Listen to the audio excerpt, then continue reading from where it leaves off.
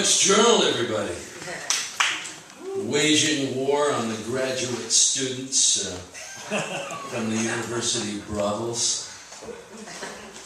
Graduate poets and MFA. Steve Goldman has a wonderful name for the MFA clones that have sort of appropriated the art form in an insidious way. Goldman calls them the mafia of fine arts. And that's why we have to have a magazine like this to house language like that.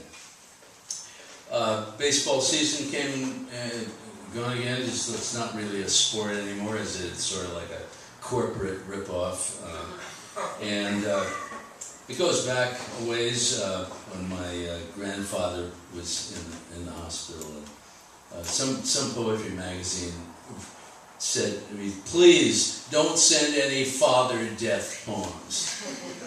And I said, "Okay, how about a grandfather death poem?" And he had to take that a little bit more seriously, I guess. This is called, the title of this is My Mother's Father. And my grandfather, when I was 2 years old, 3 years old, 4 years old, he would turn on the radio. The first voices I heard were World War II newscasters. Fulton Lewis Jr., Elmer Davis, Edward R. Murrow, broadcasting from a rooftop in London. I later found out how important those guys were, and so I include their names in here. If their names are not familiar, that's where the names are coming from.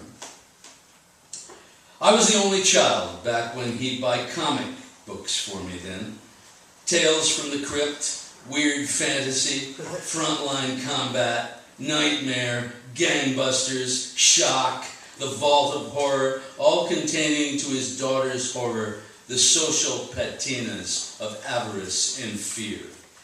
All that early time inviting me to eavesdrop with him, listening to the dire voices of Elmer Davis, H.V. Kaltenborn, Gabriel Heater, Lowell Thomas, Charles Collingwood, Edward R. Murrow, mostly announcing the murder of the earth.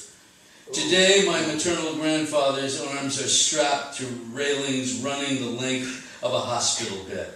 His hands are grizzled amazonite on the sheets. They move as in those slow-motion sequences from student film.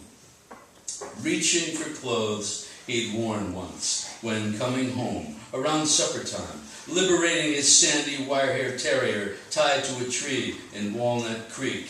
"Get me out of here," his voice sounding like sandpaper against a stucco wall. "Get me the hell out of here." His daughter looks at me, nodding her head with somber ease, resigned to mankind's common fate. "It's God's plan," she whispers. "Then God's got shit for blueprints," I said. Making my way to the waiting room television screen where baseball season is being initiated. For 9 innings of exhibition, the Dodgers, coming around third base, are thrown out at home, while the Angels are welcomed like prodigal sons.